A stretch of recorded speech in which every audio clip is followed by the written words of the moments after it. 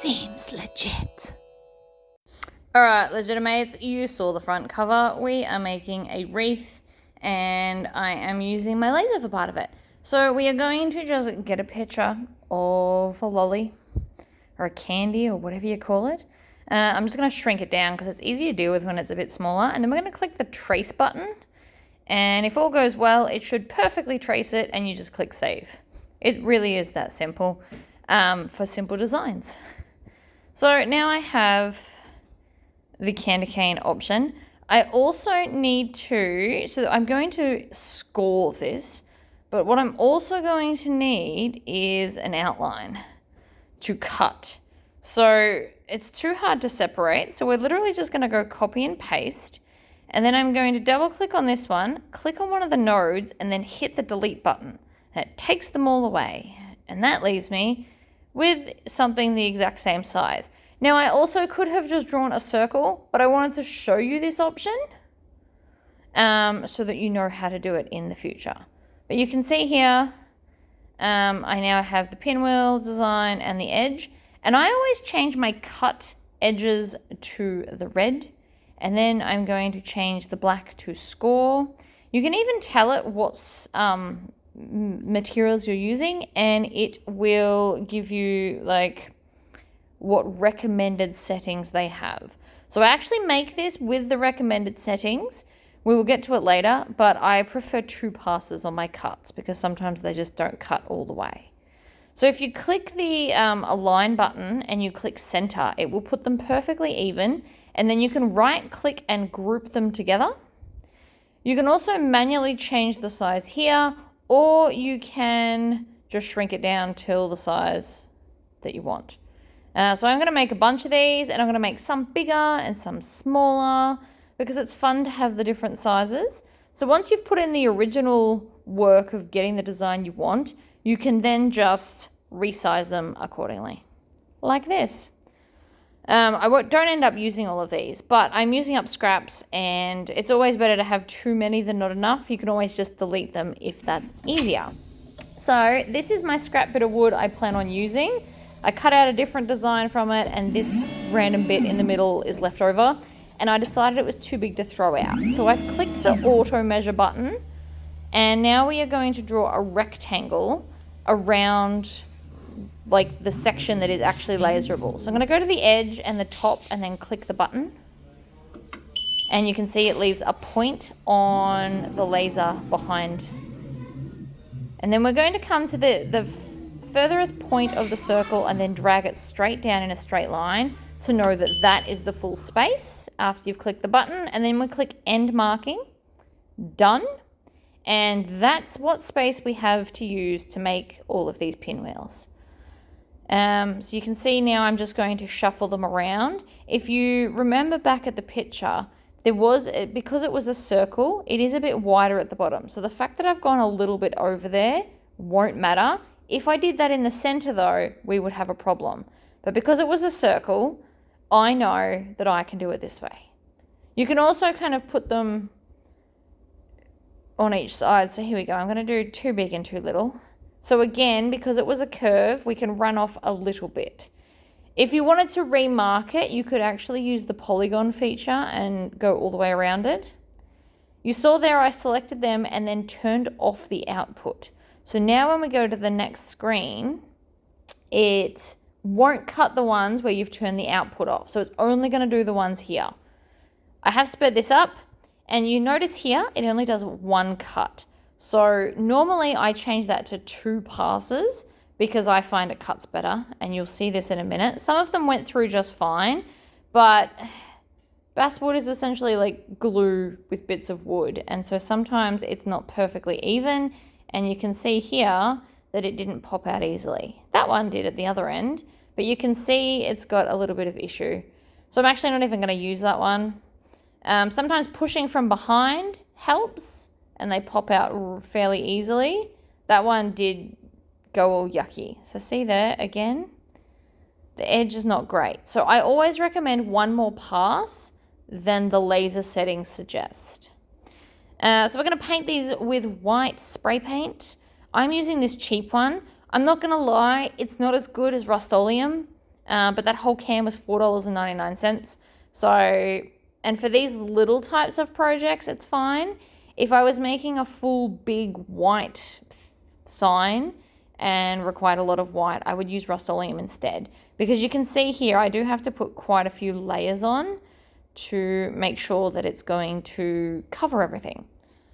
It's not the same. You do get what you pay for with spray paint a little bit. So anyway, they are now white. I do put a second coat on off camera because you can see I can still see a bit of the wood and I don't like it. I want them to be fully white to get the proper effect. But I mean, if you were going for like a woodland homesteading kind of feel, you could just kind of randomly put the white. Anyway, so I did that. I am now going to get this red glitter that I got from a $2 shop. And I've got a little spoon because I find it easier. That silicone tray is technically to make coasters, but I'm using it as a glue tray, sadly enough. Now, I do this 3 different ways to figure out which one I like best, and I do them on camera so that you can see. This way, I am just painting glue directly into the sections and then using my little mini spoon to scoop the glue on. This looked okay, but we can do better. This is a red paint pen. So I would actually recommend to paint it red with the paint pen and then put the glitter on. But I would only do a few at a time and then stop and pour the glitter on and then continue around, which is what I'm going to do with the third one, because the edges of this weren't quite wet enough. So off camera, I did have to go over it with some glue and more glitter. And you can see here, you can just literally pour it on and then tap the sides and it gets most of the excess off. Oh, I didn't do the third one. But yeah, paint pen and then glitter straight over the top. I made this bow myself out of a bow maker that I have. I didn't show it because it doesn't look very professional looking. It's literally a lump of wood with some holes drilled in it. But it worked for me, so that's fine. I don't like the center of the bow, so I would like to cover it with some red just to make it prettier. We are all about pretty with this. So I've actually gone around my house and I found some random pipe cleaners in red and white. And I found this ribbon, which is what inspired me to do this. I forgot I had it. And I also had a lot of broken baubles. So the tops have come off, so I can't hang them up anymore. But I don't want to throw them out because that's wasteful. You can see here I'm twisting the bow on with a pipe cleaner, but it wasn't very strong, so that actually didn't work out. So I had to cut that off. And we're just going to hot glue everything. Hot glue is your friend. Just don't touch it. You will see I burn myself about there. And then you can just fluff and zhuzh the bow until it looks as nice as you want it. And then I want to start thinking about these. Now, I had really cool ideas for the candy canes, but it didn't quite work out. So we do just glue them to the frame. But you can see here, the tops are missing on all of these baubles. So they're not really useful for anything else. So I'm going to hot glue them onto here. And I got these little ball things from Spotlight. But you could also make them. I've seen somebody made similar where you take cotton tips that you clean your ears out with, tape them together, dip them in glue, and then dip them in glitter. So you could make your own if you didn't want to have to buy more stuff, because a lot of this was stuff that was just in my house. Now this is a really cool idea here. I put a pipe cleaner on it so that it's kind of going to stand out, except that the pipe cleaner is not quite strong enough. So this didn't work as well as I'd hoped.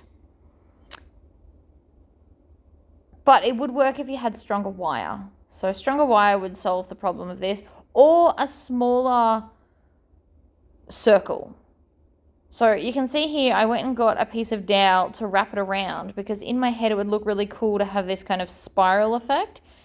And it would have been amazing, except that the wood was too heavy. So if you do want to do that, you will have to do it with thicker, stronger wire, would be my recommendation. So now I'm just using my hot glue gun to randomly stick the baubles on. From my angle, I know it's not as good from there, but from my angle, it's looking quite pretty, but it's a bit too simple. So I'm just going to keep adding more and more and more until I'm satisfied. And again, the hot glue gun will stick everything to everything. This is me holding it up. I'm sorry it's off camera, but I needed to see where I was gluing the next one. So that one's even so old, some of the silvers come off. So you just make sure that the dodgy bit is at the back where nobody's really going to see it. It's all about the front of it. Even though this is going on my pool fence, we still just want it nice. So I'm also going to put one of the pinwheels right in the middle of the bow. That was obviously not my intention, or I wouldn't have bothered with the red ribbon, but I just thought it looked even prettier. And I really was determined to try and get this to work. I even scrunched up the pipe cleaner again, but it's just too heavy. So if you do want to do that, either cut them out of cardboard, which you can also do on your laser, which would make it lighter weight, or make them smaller. And I'm not I do like symmetry, but I'm not really focused on symmetry today. But I did feel like we needed just a little bit of sparkle balls on the other side. And if you wanted to, you could go around and add sequins as well. I had some holographic sequins. But I'm really just trying to use up all the baubles. So the white frame was $4 from Kmart. And then everything else I pretty much had in my house. The baubles from Spotlight I bought for a different project and didn't use them on. So it was all then just hanging around. You can see here I then wanted even more baubles. So in the bottom of the tub, I actually have a heap in a bunch of colors and they're all broken. So I'm sure I'll come up with another thing. But for now, I thought this was really fun. And being on a flat surface helps us to make sure that they're going to sit relatively flat. They did just move then a little bit because it's not quite dry. I'm going to take some ribbon and wrap it around the top just to help hold it on. And then I'm just going to glue that in place. Because again, hot glue is amazing. And then I'm going to leave a long bit so that I can wrap it around the pool fence and then stick it on with a safety pin. And that's it. I think it came out really pretty. I was really determined to try and use that because it was such a cool idea, but it just doesn't really go anywhere. So I rip off the back and I'm just going to stick it down because I've made it, so we're using it. And that's it. There's no real magic to it. Just glue until you're happy. So thank you for watching, and I'll see you in the next video. Bye!